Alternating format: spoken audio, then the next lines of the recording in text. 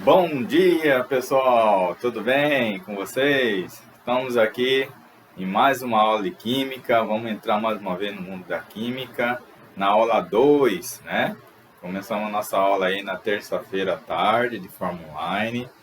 E, como vocês sabem, nesse ano a gente está trabalhando de forma híbrida, né? Então, é, uma hora uma turma de vocês, alguns colegas vão estar assistindo a aula presencialmente e na outra turma vai estar assistindo aí através de gravação de aula, né, pessoal? Então a gente vai tentar aí ser o mais assertivo possível para que as nossas aulas gravadas, como hoje, para o grupo que vai assistir às aulas gravadas, tenham mesmo aí com os mesmos conceitos, os mesmos conteúdos, a mesma explicação aí das aulas presenciais, né?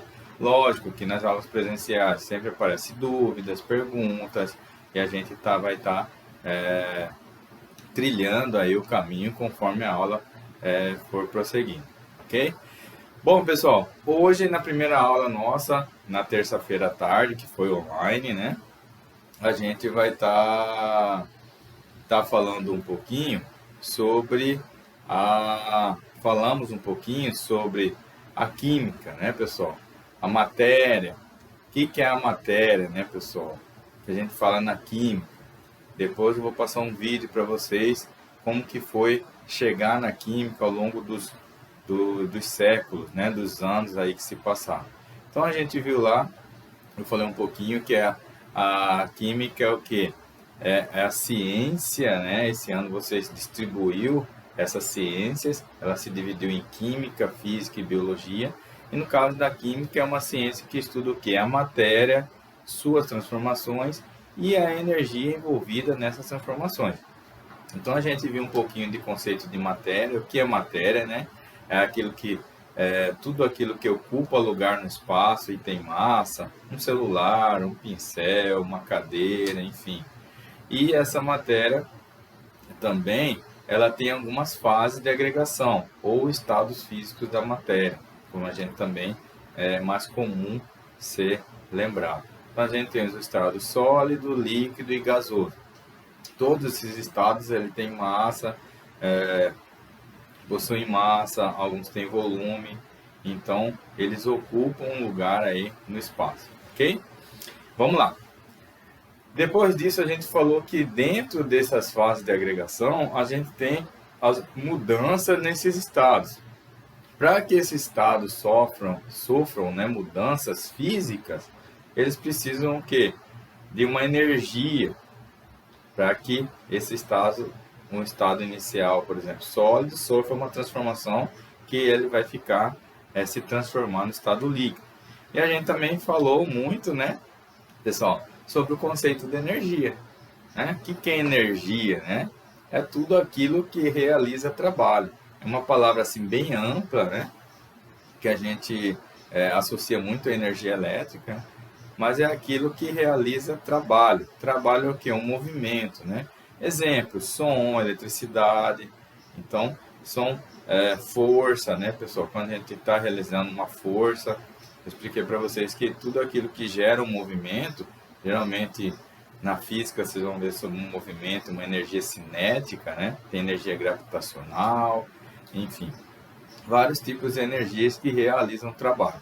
Então, energia é o que a gente precisa, né? A gente também, nós, seres humanos, precisamos de energia para estar realizando nossos trabalhos do dia a dia. Como estudar, como gravar um vídeo, como andar de bicicleta, como trabalhar, enfim, todos os movimentos que a gente faz no dia a dia, né? E a gente realiza muitos movimentos no dia, né? Então a gente precisa de energia para realizar esse trabalho, ok? Então a gente discutiu bastante isso. Vimos também, turma, que quais são as transformações aí dos estados de agregação. A gente viu que do sólido para o líquido, do líquido para gasoso, a gente precisa de um aumento de temperatura. A temperatura ela consegue realizar esse trabalho, dar essa energia para realizar esse trabalho. E quando a gente vai aquecendo uma determinada substância, uma matéria, ela vai passando do estado sólido para o líquido, que é uma fusão do líquido para o gasoso, que é uma ebulição, ou também, desculpa, uma vaporização, que ela se classifica em três tipos, né? A gente tem a evaporação, que é o processo mais lento, a gente tem a ebulição, que é um processo intermediário, que a gente coloca energia, né, nela, e um processo muito rápido, instantâneo, que é a calefação, quando o líquido passa instantaneamente para o estado do gás, estado de vapor, né? Vapor de água, por exemplo, quando você citou um exemplo. Também ao contrário, né, pessoal? Quando a gente tem uma diminuição da temperatura, a gente tem o quê? A gente diminui o grau de agitação das moléculas, né? Que é o conceito de temperatura. Quando a gente tem uma diminuição no conceito uma diminuição da agitação das moléculas, as moléculas vão ficando mais organizadas e vão vindo e vão se transformando do gasoso para o líquido, que a gente tem uma condensação ou uma liquefação, né? A diferença está entre vapor e gás, vapor d'água, né? Ou gás mesmo, quando a substância já está no estado gasoso, e ela pode se transformar em líquido também. E o vapor d'água, né? Que também a gente coloca uma temperatura até um certo ponto que ele vira gás e depois ele volta a líquido. E do líquido para o sólido, a gente tem também um processo chamado de solidificação. A gente pega esse líquido e coloca em baixas temperaturas e ele vai chegar a ficar, as moléculas vão ficar bem organizadas, bem quietinhas, menor energia cinética e vão ficar congeladas, né? Ou no estado sólido, ok? Então a gente viu na primeira aula aí, só resumindo, sobre essa introdução aí, para saber o que é química, o que é matéria, da onde que veio esse nome de moléculas, átomos, né? Mas a gente vai entrar nesse assunto aí ao longo das nossas aulas, ok? Bom, turma, vamos lá para a nossa segunda aula de hoje, pessoal, de química. A gente vai falando sobre essas propriedades da matéria. Então, vocês viram que tem os estados de agregação e eles têm algumas propriedades. Elas podem ser separadas, né, em tipos como gerais, que você não consegue identificar a matéria, específicas, onde você consegue identificar que tipo de matéria é, ok? Bom, turma, dentro das propriedades da matéria, as gerais, a gente tem algumas classificações. Quais são elas? Então, eu tenho, por exemplo, inércia, eu tenho elasticidade, eu tenho compressabilidade,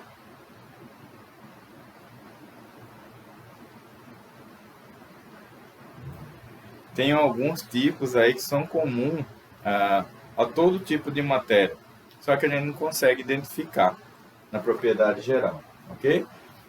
Na propriedades específicas, pessoal, a gente consegue identificar que tipo de matéria é, através do quê? Das propriedades físicas,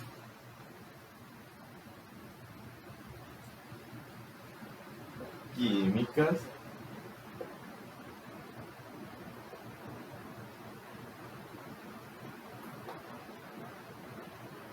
funcionais e também as propriedades eu coloquei separado aqui, que é um nome assim que a gente não costuma ouvir, né?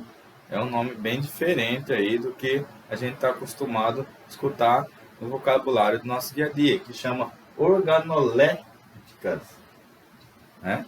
Então são algumas propriedades que eu vou dar um exemplo para vocês. Bom, nas propriedades gerais, pessoal, a gente fala de inércia. O que é inércia, né, turma? Inércia. Falar inércia, vocês vão ver na física, ela é a primeira lei de Newton. Como vocês estudarem física aí, o professor vai aprofundar nisso. O que é? Inércia é aquela matéria, aquele movimento que um corpo, ele vai permanecer em repouso, sempre vai permanecer em repouso até que uma força ali faça algum trabalho nele, ou joga alguma energia nele. Ou também ele vai permanecer em movimento por muito tempo se uma força estiver atuando sobre ele. Um exemplo simples disso aí, pessoal. O ventilador. A gente liga na tomada, o ventilador está funcionando. Então, para ele ter esse movimento, realizando esse trabalho, né, o ventilador, né, rodando lá e girando, você está colocando uma energia, uma eletricidade nele aí para ele funcionar. Uma energia elétrica que forma um movimento, uma energia cinética do movimento. Quando a gente desliga esse ventilador, seja no botão ou tirando da tomada, vocês vão perceberem que a hélice vai ficar rodando por um tempo até ela parar totalmente.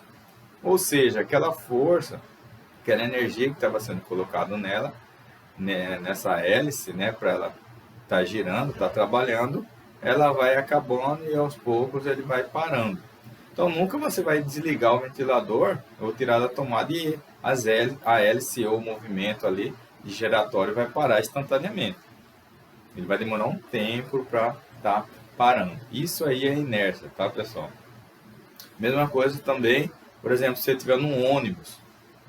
Se você estiver num ônibus e não estiver ali em pé, não tiver, ou no carro, né? Sempre por isso tem um cinto de segurança. Se a gente está dirigindo, está numa velocidade, a gente também que está dentro do carro está na mesma velocidade. Então, se o motorista dar uma brecada, dar uma freada instantaneamente, né? Que passou alguma coisa na frente, ele vai brecar, o carro vai parar, mas o seu corpo vai fazer um movimento para frente, né? Se você não tiver o cinto aí de segurança, você pode se machucar. Ou no ônibus também você pode sofrer um alavanco aí para frente e pode até cair, né? Se não tiver aí segurando aí nas partes aí fixas do ônibus, ok? Então isso aí é inércia. Elasticidade tem a ver o que, pessoal? Elasticidade a gente fala de elástico, né? Quando a gente tem elástico, né? Então tem corpos, tem matéria e consegue ter uma elasticidade. Compressibilidade, né? Compressão, quando eu estou comprimindo alguma coisa. Tem também ductibilidade, né? Dureza desse material. Então, são várias propriedades gerais que não identificam matéria, que é comum a todos os estados de agregação. Positivo, pessoal, essa parte, ok? Vamos lá então, galera. Agora a gente vai falar um pouquinho sobre as propriedades específicas da matéria, onde eu consigo identificar o estado de agregação delas, ok? Quais que são as físicas, pessoal, que eu tenho? As principais são o quê? Ponto de fusão e ponto de ebulição. A gente tem também as propriedades químicas, que a gente tem, por exemplo, oxirredução, inflamabilidade. A gente vai entrar depois mais nessa questão de transformações químicas lá na unidade 3. Mas é a questão assim, toda transformação química, a reação, ela forma uma substância nova. Então, por exemplo, quando enferruja, né, vai enferrujar alguns materiais como prego, janelas, enfim, apodrecimento de alimentos, então mudança de coloração, quando a gente começa a ter borbulhamento, né, numa solução, aumento de temperatura de um recipiente, então na mistura com o outro, então ele começa a esquentar. Então tudo isso são evidências de uma reação química, né? Mas a gente vai entrar mais em detalhes mais para frente. E também a gente tem as funcionais. As funcionais a gente pode falar se uma substância é ácida ou básica, por exemplo, né? A gente tem várias substâncias ácidas e básicas no nosso dia a dia, que a gente consome, né? Então a gente, essa propriedade funcionabilidade, ou seja, ele tem características aí de ser um ácido ou uma base, por exemplo, no nosso dia a dia. E também, turma, a gente tem as propriedades organolépticas. O que é essas propriedades organolépticas? Esse nome tão difícil assim. É quando a gente consegue perceber essas propriedades através dos nossos 5 sentidos, pessoal. Então, eu tenho olfato, audição, visão, eu tenho paladar e tato. Então, através desses nossos 5 sentidos, são essenciais, são nossos sensores aí, para a gente perceber as coisas, né? Sentir, enfim, saborizar, né? Sentir sabor, sentir o cheiro. A gente fala de propriedades organolépticas, por exemplo, sabor azedo, amargo, né?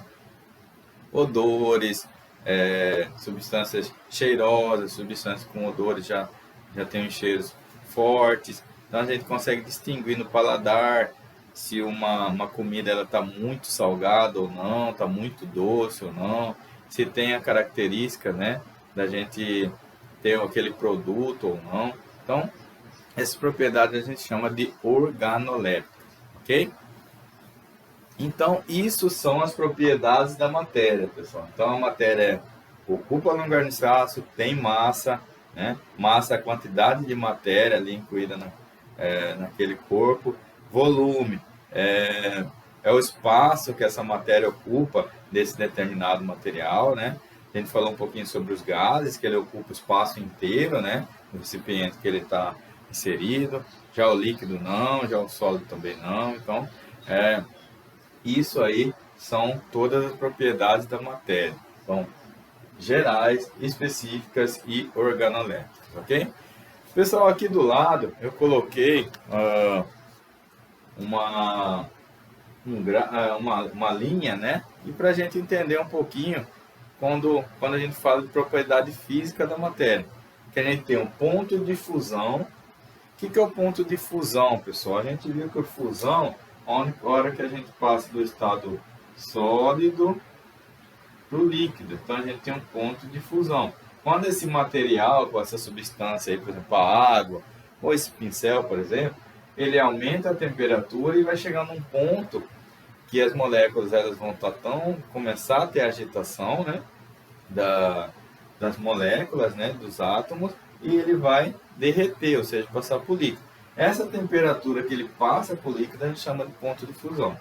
Aqui também, pessoal, tem o ponto de ebulição. Fala, professor, você falou vaporização, calefação, evaporação, mas um ponto de ebulição é quando você coloca energia nele. Como você está fazendo o aquecimento, por exemplo, de uma água ali no fogão, ok? Chama ponto de ebulição, você está colocando temperatura nele. Então aqui eu coloquei aqui um exemplo, onde a gente tem uma linha. Então toda vez que meu ponto de fusão for, a minha temperatura for menor que o ponto de fusão, eu vou estar no estado sólido. Quando a minha temperatura estiver entre o ponto de fusão e entre o ponto de ebulição, o meu estado de agregação é líquido. E toda vez que minha temperatura for maior que o meu ponto de ebulição, eu vou estar em estado gasoso. Ok? E aqui eu trouxe 3 exemplos para a gente ver isso. Bom, pessoal, então aqui ele deu um exercício qualquer, e ele falou bem assim, que a temperatura desse material, ele quer comparar a temperatura desses três substâncias, que é o mercúrio, amônia e naftaleno, deu as temperaturas do ponto de fusão e do ponto de ebulição de cada uma delas. Bom, pessoal, ele falou que ele quer comparar com essa temperatura que o exercício deu de 30 graus Celsius. Para a gente saber se essas substâncias aqui, ela está no estado sólido, líquido ou gasoso. Pessoal, no estado do ponto de fusão do mercúrio é menos 8,87 graus Celsius. Então quer dizer o quê? O ponto de fusão, para ele passar do sólido para o líquido, ele precisa estar em menos 8,87 graus Celsius. Menos 8 é abaixo de zero, temperatura bem gelada. Então ele passou do estado sólido para o líquido. E aqui, no ponto de ebulição, para ele passar desse líquido para o gás, ele precisa estar a uma temperatura de 356,9, uma temperatura muito alta. Ok? Então 356 graus, né? A gente é acostumado aqui a temperatura ambiente de 30 graus, só para você ter uma ideia. Para ele virar um gás. Em 30 graus, turma, o mercúrio vai estar o quê? Em sólido, líquido ou gasoso. Então a gente vai fazer a análise disso aí. Bom, pessoal, se o ponto de fusão do sólido para o líquido é menos 8,87, então daqui, ó, menos 8,87 até 356,9, ele está líquido. Ele vai passar para o gás quando ele tiver essa temperatura igual ou maior que 356,9. No caso aqui, é 30 graus. Quando tiver em 30 graus, pessoal, o mercúrio ele vai estar o quê? No sólido, no líquido, no gasoso. Ora, se o ponto de fusão, que é do sólido para o líquido, ele é em menos 8,87, quando tiver em 30, turma, ele vai estar no estado líquido, né, pessoal? Ele vai estar líquido ainda. Para ele passar para o gás, ele precisa chegar até 356,9, ok? Então, o mercúrio em 30 graus, lembrando, cada substância tem um ponto de fusão e um ponto de ebulição característico, que é as características, propriedades específicas físicas de cada matéria. Ok? Olha a amônia, pessoal. A amônia, ela está com menos 7,7. Então, ó, em menos 7,7, eu vou transformar de sólido para líquido. E em menos 3,4, ele vai transformar de líquido para gás. Ou seja, pessoal, ó, se a gente colocar um termômetro, que aqui é 0 graus, então eu tenho menos 7,7, você vai diminuindo até chegar em 0, vai subindo. Então aqui, ó, em menos 3,4, aqui ele passou de sólido para líquido e aqui de líquido para gás. Antes de chegar em 0, antes de 0 grau, né? Abaixo de 0 grau. Então, em 30 graus, ele vai estar o quê, pessoal? Ó, se em menos 7 ele passou de sólido para líquido, e em menos 3,4 ele passou de líquido para gasoso, aí ele vai subindo 0 e vai. Quando chegar aqui em 30, pessoal, que ele está pedindo, ele vai estar no estado já o quê? Gasoso. Em 30 graus, a amônia já vai estar no estado gasoso. Porque o ponto de fusão e de ebulição deles são bem baixos, abaixo de 0. Você vai subir no termômetro, vai esquentando, em 30 graus ele já está gasoso, ok? E por último, pessoal, o naftaleno. O naftaleno, ele está em 80 graus, ele passou do sólido para o líquido, ó, 80 graus. E em 217, ele passou do líquido para o gasoso. Então, em 30 graus, que estado que ele vai estar, pessoal? Ora, se ele passou, o ponto de fusão dele é do sólido para o líquido é 80, em 30 graus ele vai estar no estado sólido ainda. Porque para ele passar para o líquido, ele precisa estar com uma temperatura de 80 graus. Ok, turma? Belezinha? Então, isso aí são exercício aí para facilitar o entendimento dessa propriedade específica física, né, da matéria. Ok? Densidade, pessoal. Densidade é a relação entre massa e volume. A gente vai ver bastante aí durante o ensino médio. Então, massa é a quantidade de matéria que tem naquela determinada substância. E volume é o qual essa matéria, essa quantidade ocupa esse espaço aí dentro dessa substância. Ele é a relação entre massa sobre volume. Aqui, pessoal, é uma relação matemática. Se o meu denominador for maior, a minha variável vai aumentar. E aqui, ó, o denominador, se ele for maior, a minha variável vai diminuir. Eles são inversamente proporcionais. Se eu tenho maior volume, minha densidade é menor. E se eu tenho menor volume,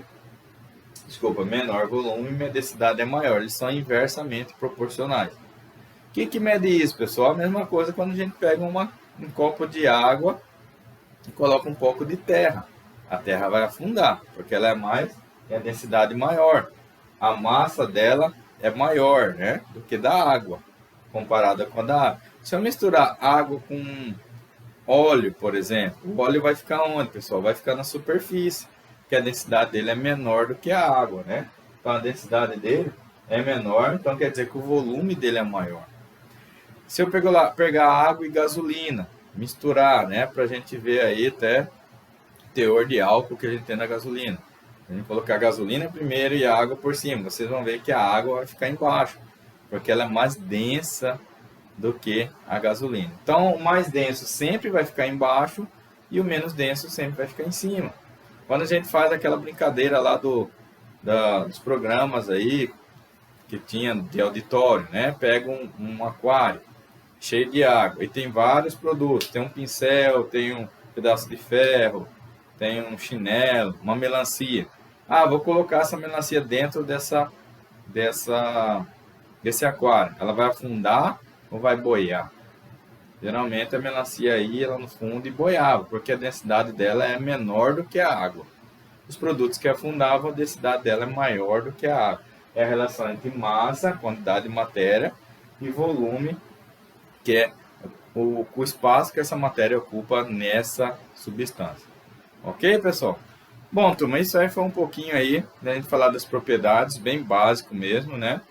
Para os vídeos também não ficar longos aí, eu sei que vídeos de 40, 50 minutos é bem difícil de assistir, então procurei resumir bem aí, e na outra aula que vocês tiverem presencial, alguma dúvida, a gente tira aí na segunda-feira, ok? Na terça-feira, né? Ok, turminha? Pessoal, obrigado. Qualquer dúvida aí, manda mensagem. A gente vai estar disponível para vocês, tá? Então, qualquer dúvida aí, procure o professor Marcelo e vamos ler as apostilas e entrar no mundo da química, pessoal. Ela está bem mais perto do que a gente imagina, como sempre falo, ok? Um abraço a todos. Tchau, tchau.